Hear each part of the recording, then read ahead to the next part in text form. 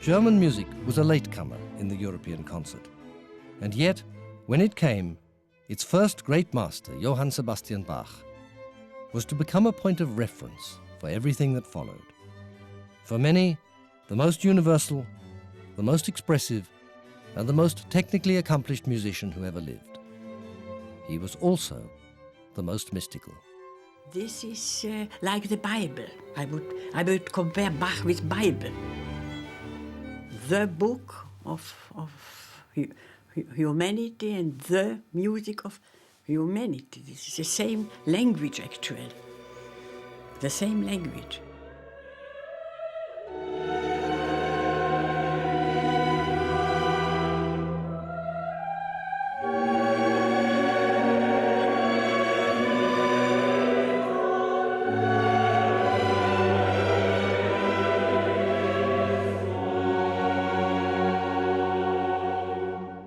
Beethoven and Mozart learned from him.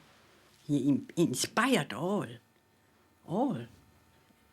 So he is an inventor. He is a source of this beauty. And so began the music that was to become a cornerstone of musical expression in the Western world for the next 200 years and more. The reasons are not far to seek. They lie in the work of a whole host of composers and performers, from Bach to Schoenberg, who built the German musical tradition.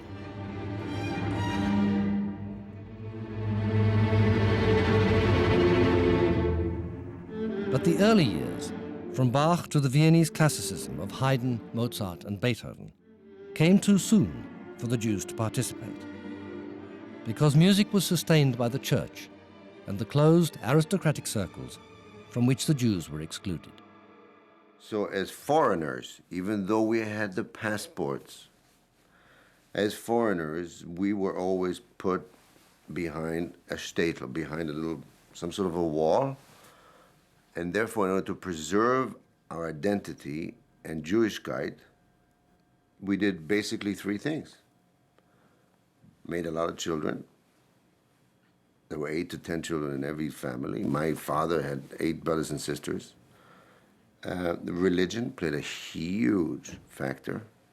And I'm not just talking about Passover services, really learning the Talmud, understanding the nuances of the sentences, of all those mavens for many, many years before that put this down as a way to follow. And then for entertainment, we played music. Because we sang, there was a lot of singing going on. In my childhood, there was a tremendous amount of singing. And the Passover thing took 4 hours, with more singing than eating. All kinds of songs.